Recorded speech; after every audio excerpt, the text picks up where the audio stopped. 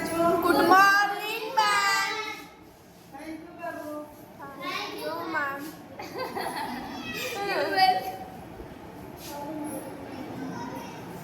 चिट्टू पंटू कृपया शांत रहो। चक्कू बाबू यहाँ एक प्रश्न दिया हुआ है क्रय मूल्य और विक्रय मूल्य से। क्रय मूल्य का मतलब होता है किसी भी वस्तु का दो मूल्य होता है। कोई भी वस्तु रहे इसका दो मूल्य होता है, एक क्रय मूल्य होता है और एक विक्रय मूल्य होता है। जैसे ये एक बोतल है तो हम इसको खरीदे हैं 125 रुपया में, यानी 125 रुपया। मान लिया जाए 125 रुपया में दुकानदार से हम इसको लिए, तो मेरे लिए 125 रुपया जो खरीदे हैं वो हुआ क्रय मूल्य। लेकिन अब जरा सोचो कि दुकानदार खरीदा होगा 125 में खरीदेगा, 125 में बेच देगा? नहीं, जरूर इससे कम में खरीदा होगा। तो दुकानदार के लिए इस वस्तु का दो मूल्य है। दुकानदार यदि इस वस्तु को, ये वाटर बोतल को 100 रुपया में खरीदा होगा और 125 में जब लाया होगा होलसेलर से, तो उसको प्रत्येक बोतल का लगा होगा, मान लिया जाए कि 100 रुपया या तो 110 रुपया खरीदा होगा। तो कितना में? दुकानदार यदि इस बोतल को 110 रुपया में खरीदा तो एक समय इसका कीमत कितना हो गया? 110 रुपया। दुकानदार जो खरीदा तो खरीदने के समय इस बोतल का कीमत कितना हुआ? 110 रुपया।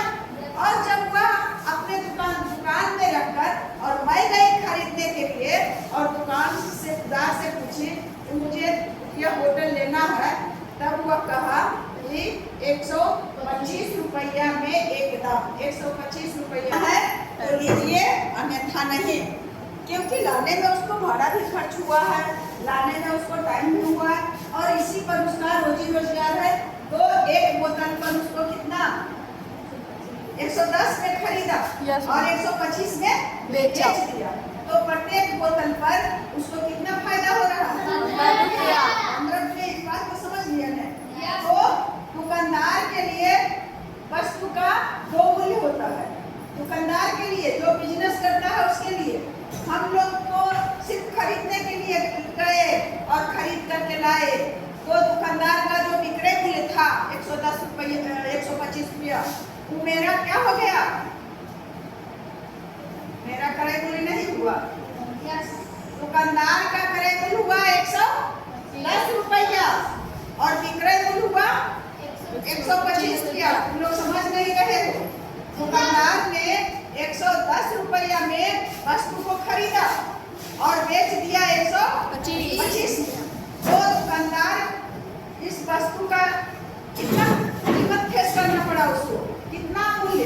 एक खरीदने के समय मूल्य पर बहस हुआ और एक बेचने के समय मूल्य पर बहस हुआ। 125 रुपया बेच रहा है तो नहीं, हमको दीजिए 120 में, 131 में, ऐसे होता है ना। और ये जब गया होगा खरीदने के लिए तो भी अब तो बहस खत्म हो गया। अब तो एक मूल्य दिखा रहता है, एक दाम। लेना है तो लीजिए, नहीं तो जाइए। तो दुकानदार किसी भी वस्तु को खरीदता है और वह बेचता है। तो जब दुकानदार खरीदने के समय देता है पैसा उस वस्तु का, तो उस मूल्य को कहते हैं क्रय मूल्य। उस वस्तु को, उस मूल्य को क्या कहा जाता है? क्रय मूल्य। यानी खरीद मूल्य को क्या कहा जाता है? क्रय मूल्य। खरीद मूल्य क्यों? क्रय मूल्य। गजब दिमाग है तुम लोग का। अरे जितना दे करके दुकानदार खरीदा तो उसका कीमत, उसको क्या कहा गया? क्रय मूल्य। तो मुंह से बोलती क्यों बंद है? और जिस मूल्य से अपने ग्राहक को बेचता है उस मूल्य को क्या कहते हैं? विक्रय मूल्य। तो दुकानदार के लिए इस बोतल का क्रय मूल्य कितना हुआ? अभी अभी बताए हैं 125। दुकानदार गया था लाने के लिए, खरीदने के लिए तो 125 में बेचा। नहीं मैम, खरीदा 110 में। खरीदा जी। Yes ma'am. इस बोतल का दुकानदार के लिए मैं बता रही हूँ, दुकानदार के लिए बोतल का क्रय मूल्य कितना? 110 रुपया। और दुकानदार के लिए विक्रय मूल्य कितना? 125। दुकानदार के लिए विक्रय मूल्य कितना? 125 अब मैं जब गई खरीदने के लिए, तुम गए खरीदने के लिए, तो हम खरीद के लाए कितना में? 125 125 और दुकानदार बेचा है कितना में? तो दुकानदार का विक्रय मूल्य और मेरा क्या हो गया? विक्रय मूल्य। तो हम लोग तो बिजनेस करते हैं ना, लाए और पानी पीने लगे उसमें, तो सिर्फ एक मूल्य का बस खरीद मूल्य हुआ। लेकिन दुकानदार जो बिजनेस करने वाला होता है, तो उसको दो मूल्य फेस करना पड़ता है, एक क्रय मूल्य और दूसरा विक्रय मूल्य। चाहे चप्पल का दुकान हो, यह चप्पल जो है खरीद करके मान लिया ले आया 250 रुपया में, प्रत्येक जोड़ा चप्पल कितना में खरीदा? 250 रुपया में। यही बिहार शरीफ में जो है जनता के इधर कौन मार्केट है, उसी से लिए थे और दिया 300 में। कितना में दिया? 300 में। तो खरीदा होगा 250 में और बेच दिया कितना में? 300 में। तो दुकानदार का क्रय मूल्य कितना? 50। दुकानदार का के लिए चप्पल का क्रय मूल्य कितना हुआ? 250। 250 और दुकानदार के लिए इस चप्पल का विक्रय मूल्य 300 और मैं गई खरीदने के लिए तो लाई 300 में, तो मेरा क्रय मूल्य क्या हुआ? 300। यानी दुकानदार का विक्रय मूल्य मेरा क्या हो गया? क्रय मूल्य। इधर क्या दिमाग है तुम लोग को समझ में नहीं आता है। वो जो बेचा उसको मैं क्या की? खरीदी। वो बेचने वाला मूल्य बता रहा हम खरीदेंगे, जितना पैसा लगा वो हमको क्रय मूल्य हुआ। वो आगे समझ में क्रय मूल्य और विक्रय मूल्य। मैं एक गाय खरीदी 40,000 में। कितना में खरीदी? 40,000 में। और 40,000 में खरीद करके और तुरंत एक आया बगल वाला, कहा कि कितना में लाए हैं मैम? तो मैं बोली कि 40,000 में खरीदी हूँ। कितना में? 40। लेकिन रात भर में मैं सोची कि मैं तो स्कूल के टाइम में विद्यालय चली जाऊंगी, तो फिर इसका गोबर कौन उठाएगा और इसको धोएगा कौन, इसको कुट्टी कौन काटेगा, कौन देगा खाना। लेकिन संजोग से इसी समय में आया और कहा कि हमको 45,000 में दे दीजिए, अगर आपको पसंद नहीं बेचना है तो। मैं झटके से 45,000 में दे दिया। तो गाय का कितना कीमत मैं फेस की? एक खरीद के लाई कितना में? 40,000 में और बेच दी कितना में? 45,000। आप बताओ कि मेरे लिए गाय का क्रय मूल्य कितना? 40,000 और विक्रय मूल्य कितना? 45,000। जो पड़ोसी खरीदा गाय को कितना में खरीदा? 45,000। उस पड़ोसी के लिए गाय का क्रय मूल्य कितना? उसका तो विक्रय मूल्य है ना, होगा नहीं, क्योंकि वह खरीद के अपने घर में पालने लगा। तब तो वह बेचा नहीं कि उसका विक्रय मूल्य होगा। जो खरीदेगा और बेचेगा तब ने दोनों मूल्य का सामना करेगा। और मैं चप्पल लाई और सिर्फ पहन करके और चलने लगी, तो इसका क्रय मूल्य न जानेंगे, इसको बेचेंगे। कोई कहता कि लाए हैं बिहार से, तो हमको 400 रुपया में दे दीजिए, हम झटके से दे देते 400 में। 300 में खरीद करके लाए थे और 400 में खरीद बेच देते, तो मुझे कितना का लाभ होता? 100 रुपया का। और गाय का जो बेचा, गाय मैं बेची तो गाय में कितना लाभ हुआ? 40,000 5,000 की 500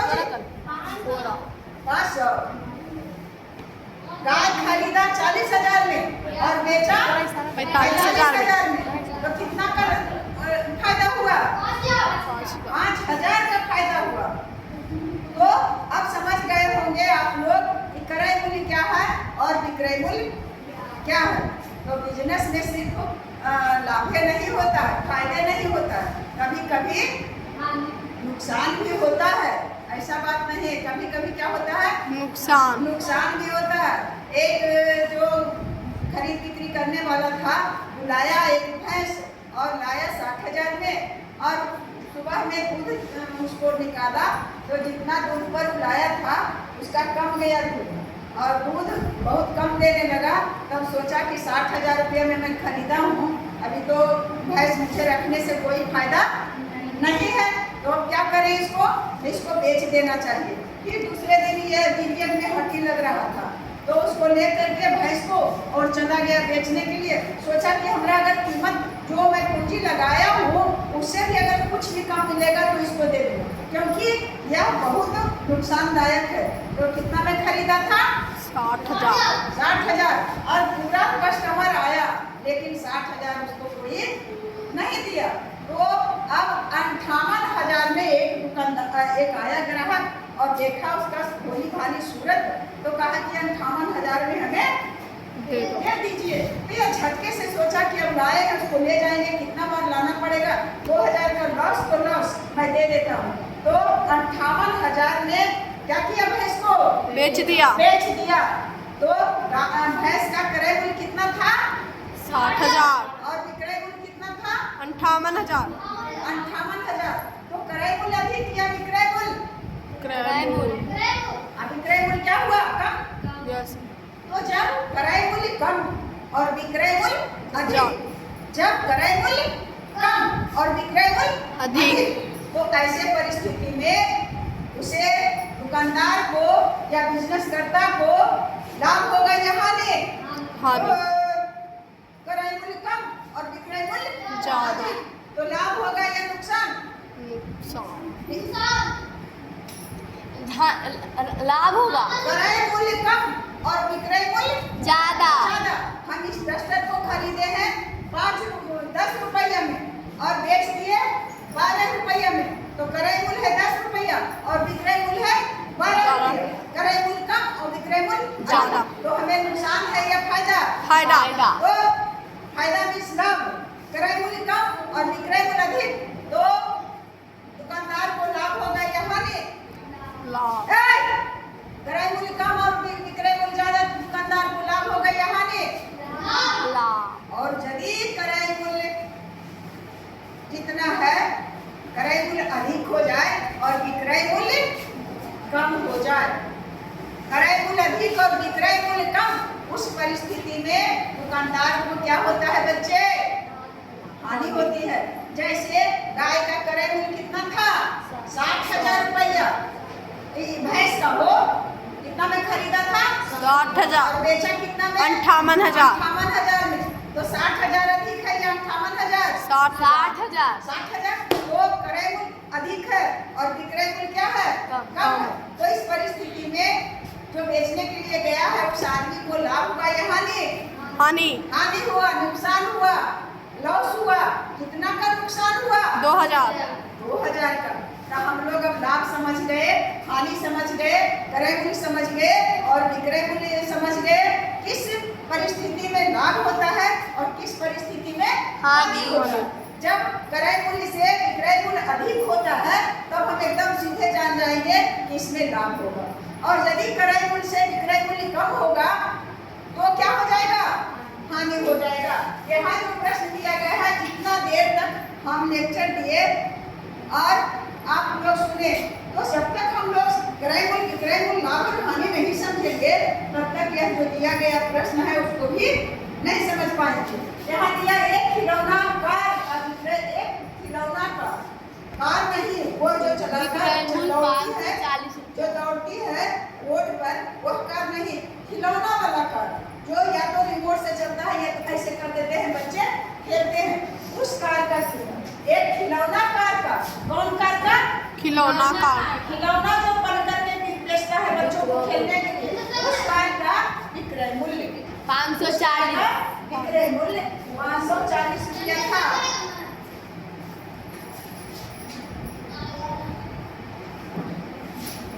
और बी से विक्रय हो गया और मुंह से मूल्य हो गया। कितना था बच्चा? 540 रुपया। और दुकानदार ने उसे 20% लाभ कितना है? लाभ दिया हुआ है 20%। बेच दिया। तो खिलौना का क्रय मूल्य क्या था? यानी अब बताओ कि तो विक्रय मूल्य ने दिया हुआ है। Yes ma'am. 540 रुपया में क्या किया है दुकानदार? बेचा है विक्रय मूल्य। तो बताओ बच्चे कि यह खिलौना को कितना में खरीदा था? भाई दिमाग में बताओ तो। 510। 510 में खरीदा था। 520 में खरीदा था। यस। बहुत अच्छी बात है। मतलब 520 जितना उठाते जितना मन में आ रहा है कि 510 कहेंगे, 520 कहेंगे, 520 में मैम। कुछ भी कहेंगे तो आ जाएगा। हैं? तो पहले इसको समझेंगे। 20% लाभ, 20% लाभ का मतलब क्या हुआ? 20% लाभ का मतलब हुआ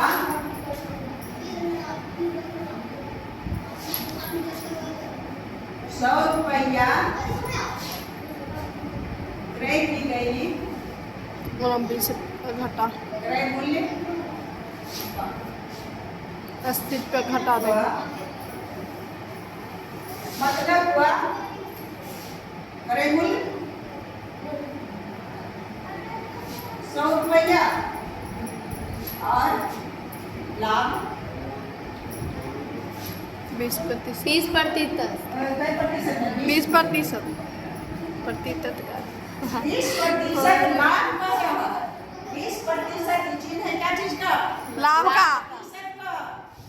20% लाभ का मतलब है, अपने मन में सोच लो कि 20% लाभ दिया गया है, वस्तु का विक्रय क्रय मूल्य तो दिया है नहीं, सिर्फ लाभ प्रतिशत दिया है।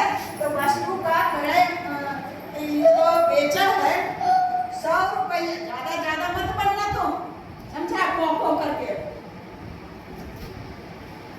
100 रुपया के वस्तु पर अगर खरीदा है 100 रुपया में, तो उसमें लाभ कितना लिया है? 20 रुपया। तो 20% लाभ का मतलब हुआ कि क्रय मूल्य 100 रुपया और लाभ हो गया 20 रुपया।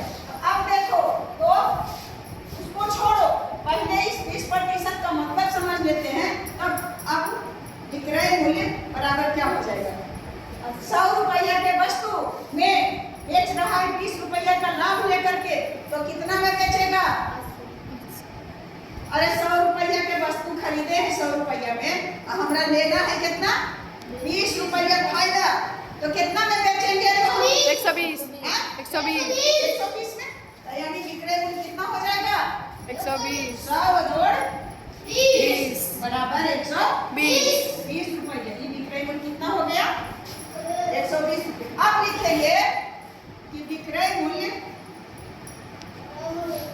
120 रुपया, तो क्रय मूल्य कितना था? मैम फोन आ रहा है। विक्रय मूल्य 120 रुपया, तो क्रय मूल्य कितना था? 100 रुपया। इसलिए विक्रय मूल्य जब 1 रुपया है, तो क्रय मूल्य हो जाएगा कम, यानी 100 और घटा 120।